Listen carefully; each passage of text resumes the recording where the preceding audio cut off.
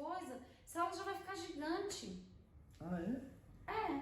Fica calado, então. É.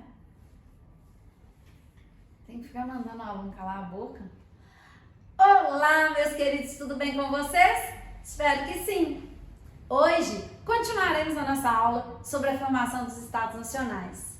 Falaremos hoje sobre a história inglesa. Como vocês podem observar, na tela inicial, temos a bandeira da Inglaterra. Mas você deve ter ouvido no noticiário muitas vezes sobre o Reino Unido. Qual seria então a diferença entre Inglaterra e Reino Unido? Muito bem, a Inglaterra é parte do que chamamos de Reino Unido.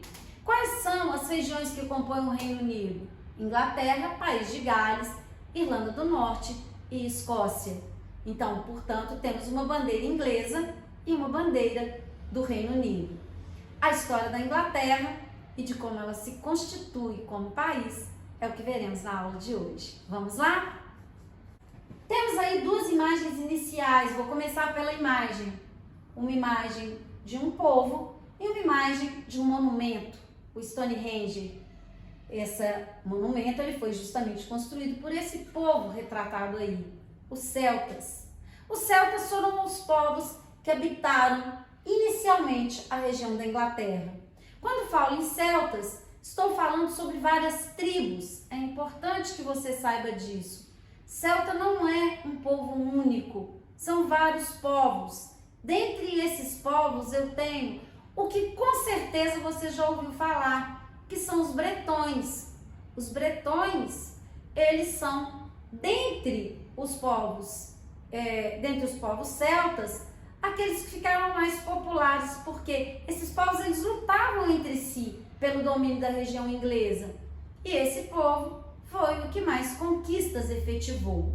Então, quando falamos do povo celta, eles chegam a essa região mais ou menos em torno do século V a.C. E os celtas não ocuparam somente a região da Inglaterra, eles ocupam também outras regiões da Europa, como por exemplo a Gália, partes de Portugal, Espanha, Alemanha, República Tcheca e Eslováquia. Então a importância dos celtas ela é muito grande na história da Europa, como povos fundantes da Europa. Então, prosseguindo, o que vai acontecer na região da Inglaterra posteriormente? Vejam bem, essa região ela foi dominada em 43 a 410 pelo Império Romano. Como já vimos em nossas aulas sobre Roma, a expansão de Roma acaba levando o domínio de praticamente toda a Europa. E então não seria diferente na Inglaterra, que acaba sendo dominada e administrada pelos romanos por todo esse longo período. Só que no século V, como já estudamos também, o Império Romano caiu, dentre outros motivos, em virtude das invasões bárbaras. Quando os povos bárbaros chegam à Europa, eles formam os famosos reinos bárbaros. E, obviamente, já sabemos também que usamos a denominação bárbara do ponto de vista dos povos romanos. Muito bem. Então, vamos entender o seguinte. A região era habitada pelos celtas, que eram subdivididos em várias tribos. Esses povos, eles lutavam entre si. Quando o Império Romano cai, e no processo do próprio enfraquecimento do Império Romano, esses povos vão tentar a todo custo expulsar os romanos. E para expulsá-los, eles usam uma tática, na verdade, que é uma tática dos romanos. Eles contratam mercenários. E quem são esses mercenários que vão ser contratados? Justamente esses povos bárbaros, os anglos, saxões e os jutos. Esses povos, eles vão chegar então a princípio na Inglaterra para auxiliar os povos, que são esses povos celtas, a expulsar os romanos. Só que uma vez que eles conseguem esse intento, os anglo-saxões passam a lutar contra os próprios bretões, a principal tribo celta. E os bretões acabam sendo cada vez mais afastados por uma única região, que é o atual país de Gales, da qual temos a famosa lenda do rei Arthur. Não sabemos, na verdade, se de fato Arthur existiu ou não. Pesquise mais sobre isso. Não abordaremos esse tema aqui, mas é um tema que já foi imensamente explorado na literatura, no cinema. Então, quem tiver interesse, vale a pena ler um pouco mais sobre isso, a partir, principalmente, do momento que você tem o conhecimento dessa história original. Muito bem, os anglo-saxões, a partir daí, como veremos no mapa a seguir, observem aí. O mapa vai demonstrar justamente essa chegada desses povos germânicos, sabemos que os germânicos são divididos em várias tribos, dentre elas, quais são os povos que chegam à Inglaterra? Os anglos, os junos e os saxões, os jutos e os saxões. São esses povos que chegam à península, acabam então, embora eles tenham vindo ajudar os celtas, acabam por dominá-los, e os celtas ou bretões, a principal tribo, fica restrita então à região do país de Gales, e quem domina a península, quem domina a Inglaterra são os anglo-saxões. Por isso que até hoje falamos que a origem do povo inglês é anglo-saxã. Muito bem, prosseguindo na história, o que vai acontecer? Então, olha só, pessoal, um detalhe importante antes de abordarmos esse slide aqui. Vamos lembrar que, quando eu falo da dominação dos anglo-saxões, eu estou falando do domínio da Igreja Católica. Porque se esses povos eram, a princípio, pagãos, a Europa se cristianiza durante a Idade Média. Então, no momento que os anglo-saxões eles dominam a Inglaterra, a religião oficial passa a ser a católica. Só que nos séculos 9 e 10 chega um outro povo invasor à região. Que povo é esse? Os vikings, povos pagãos. Os famosos vikings, de tantas séries, de tantos filmes, de vasta literatura. E quando esses povos chegam, qual que seria o lugar mais fácil para eles atacarem? Os mosteiros, aonde eles acabariam saqueando nesses mosteiros. Temos aí um link para você aprofundar um pouco mais nessa história e saber como que os vikings eles vão agir na Inglaterra. Na verdade, os vikings não atacam somente a Inglaterra, eles atacam outras regiões da Europa também. E nessa luta entre esses povos pagãos e os anglo-saxões, é que nós temos aí a afirmação de um povo que agora passa a ser denominado não mais como celta, ou como bretão, ou como anglo, ou como saxão. Temos aí uma junção de todas essas influências, formando o que denominamos de povo inglês. Então, todas essas origens que acabamos de descrever aqui, elas constituem o que de fato é o povo inglês na atualidade.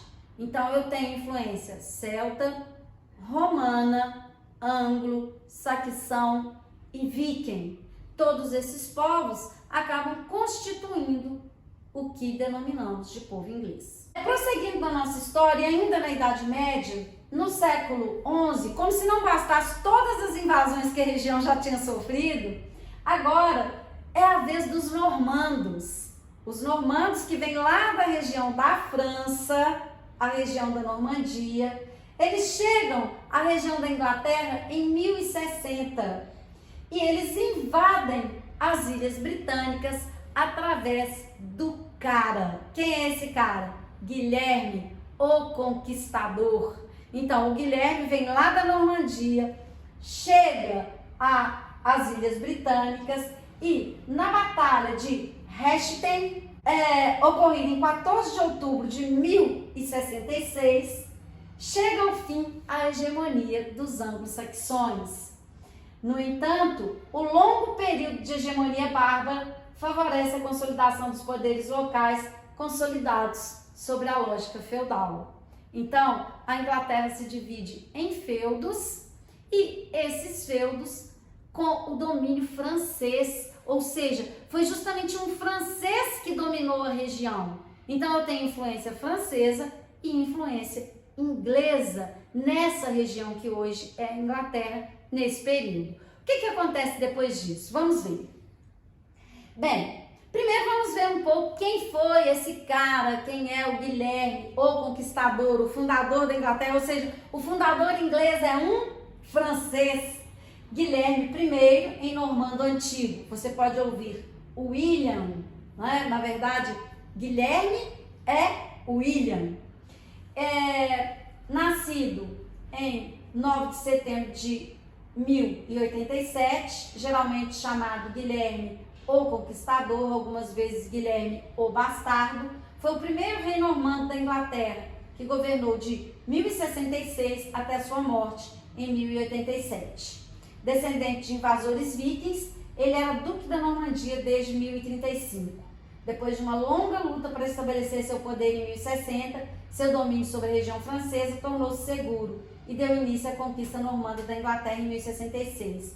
O resto da sua vida foi marcado por lutas para consolidar seu domínio sobre a Inglaterra e suas terras continentais e por dificuldades com seu filho mais velho. Muito bem, então, após o domínio de Guilherme, não falaremos aí de todos os seus sucessores, mas chegaremos na história da Inglaterra através de toda essa sucessão em Henrique II. Henrique, ele prossegue então nessa história inglesa e ele vai ser sucedido por seu filho famoso por lutar nas cruzadas, Ricardo Coração de Leão. Dos 10 anos do governo de Ricardo, ele se ausentou da Inglaterra justamente para lutar nas cruzadas. E essa ausência, ela acaba levando ao enfraquecimento da autoridade real e afirmando ainda mais o feudalismo na Inglaterra. Vocês podem aprofundar um pouco mais no link que acompanha esse slide, para saber um pouco mais sobre a história dessa dominação feudal e do próprio Ricardo Coração de Leão. Muito bem, o que acontece depois disso? O irmão de Ricardo Coração de Leão é que vai sucedê-lo após a sua morte. O irmão de Ricardo é o João Sem Terra. Por que sem terra? Porque, de modo geral, quando falamos de feudalismo, o primeiro filho é o que herda as terras do pai. Na ausência do primeiro filho, o segundo filho é que vai assumir o trono. Na ausência do segundo, o terceiro. E geralmente, o terceiro e o quarto filhos, como eles nunca herdavam de fato a coroa, eles acabavam, e nem as terras, eles acabavam tendo que se tornar cavaleiros e lutar por terras. Portanto, eles não tinham terras. Daí o nome de João, desde pequeno, João Sem Terra. Ele fica conhecido assim, como João Sem Terra, como todos aqueles filhos de rei, que eram o terceiro e quarto filho, que não possuíam terra. Só que João, por um golpe do destino, ele acaba assumindo o trono, odiado pelos ingleses, porque era um tirano, além de sem terra, um tirano. E João acaba encontrando a resistência da nobreza feudal. E essa nobreza, ele acaba impondo a João Sem Terra um documento de limitação de sua autoridade, a Magna Carta. A Magna Carta, que é um dos documentos mais importantes da história mundial, é como se fosse a primeira constituição do mundo. Então, na Inglaterra, além do rei, como no próprio sistema feudal, não governar de fato, e isso na prática, não é porque quem governava eram os senhores feudais, ainda existia um documento que dizia que de fato o poder dele era limitado. Então, a Magna Carta estabelecia que o rei só poderia criar impostos depois de ouvir o grande conselho formado por bispos, condes e barões. Temos aí do lado uma imagem que reflete esse documento tão importante da história mundial. Muito bem. Além da Magna Carta, na sucessão dos reis ingleses, e mais precisamente no reinado de Eduardo I, de 1272 a 1307, oficializou-se também a existência de um parlamento na Inglaterra. Então, tanto a Magna Carta quanto o parlamento são duas instituições importantíssimas na história inglesa. Enquanto em toda a Europa eu tenho um sistema feudal, regido principalmente pelo direito consuetudinário, então pela tradição e não pelas leis escritas, na Inglaterra eu tenho leis escritas e tenho também um parlamento, que é um parlamento que vai também limitar o poder do rei. Então esse parlamento, durante o reinado de Eduardo II e Eduardo III, ele se fortalece progressivamente. Em 1350, ele vai se dividir em duas câmaras. A Câmara dos Lordes, formada pelo clero e pelos nobres, e a Câmara dos Comuns, formados pelos cavaleiros e pelos burgueses. Ou seja, o progressivo fortalecimento da burguesia dentro do contexto da Baixa Idade Média acaba levando também o seu fortalecimento dentro do parlamento inglês, que teria desdobramentos na história inglesa importantíssimas, como veremos depois na Revolução Inglesa. Como que ocorre o desenrolar dessa história? Prosseguindo aí.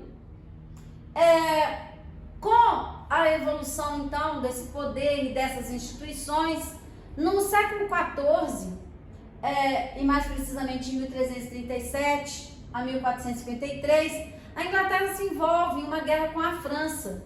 Todas essas origens comuns do próprio fundador inglês, Guilherme o Conquistador, acaba levando a um conflito importantíssimo, a Guerra dos 100 Anos, que na verdade durou não 100 anos, mas 116 anos, que foi um conflito por disputas dinásticas e pelo controle da região de Flandres. No mapa ao lado, podemos ver nos 4 mapas essa evolução do território inglês que estamos descrevendo até agora. Bem, qual foi a importância da Guerra dos 100 Anos? A Guerra dos 100 Anos, a própria expressão Guerra dos 100 Anos, ela na verdade faz referência a uma série de conflitos armados registrados de forma intermitente durante esse período aí, entre os séculos XIV e o século XV, entre esses dois países, França e Inglaterra. A longa duração do conflito, ela explica-se pelo grande poderio dos ingleses de um lado e a resistência francesa de outro, uma resistência assim, absurda. E isso vai fazer com que a Guerra dos 100 Anos ela seja considerada a primeira guerra europeia que provocou profundas transformações na vida econômica, social e política da Europa Ocidental. Tão importantes que ela marca a passagem do período feudal para o período da chamada Idade Moderna. Tal a importância, principalmente na constituição dos Estados Nacionais inglês e francês. Bem, podemos observar aí, a causa principal do conflito foi a disputa dinástica. Acompanhe comigo aqui o slide. Após a morte do rei francês Carlos IV, em 1328, Eduardo III, o rei da Inglaterra, reivindicou o trono francês. Na verdade, Eduardo III era sobrinho de Carlos IV, por parte de mãe. No entanto, os franceses alegaram que a sucessão não poderia ocorrer a partir de um descendente de linhagem materna. Dessa forma, proclamaram como rei Felipe de Valois, primo de Carlos IV. Após a fracassada tentativa de golpe, Eduardo III declarou guerra aos franceses. Foi uma disputa pela rica região de Flandres, onde havia manufatura de lã, e sucessões dinásticas provocaram um conflito, então, entre a França e a Inglaterra. Então, se ela se inicia por essa disputa dinástica que acabamos de descrever, a questão econômica também vai ser fundamental na guerra, essa rica região de Flandres. O conflito, como vimos, é um conflito que se arrasta por vários anos. Ele vai encontrar aí a coincidência com a peste negra na Europa e foi um conflito devastador. Imagine se nós estamos sofrendo tanto com uma pandemia imagine uma pandemia acompanhada de guerra, de fome, de seca e todos os problemas mais que você puder imaginar. A Europa vivia o que consideravam o final dos tempos. Quem vence essa guerra? A França. Não vou entrar em detalhes sobre isso, porque quando formos falar do Estado Nacional Francês, abordaremos com mais detalhes essa vitória. Mas a Inglaterra acaba derrotada em 1453 e o Estado Nacional Francês ele se forma justamente daí. Por quê? Porque com a vitória francesa, define-se as regiões que eram então regiões pertencentes à França.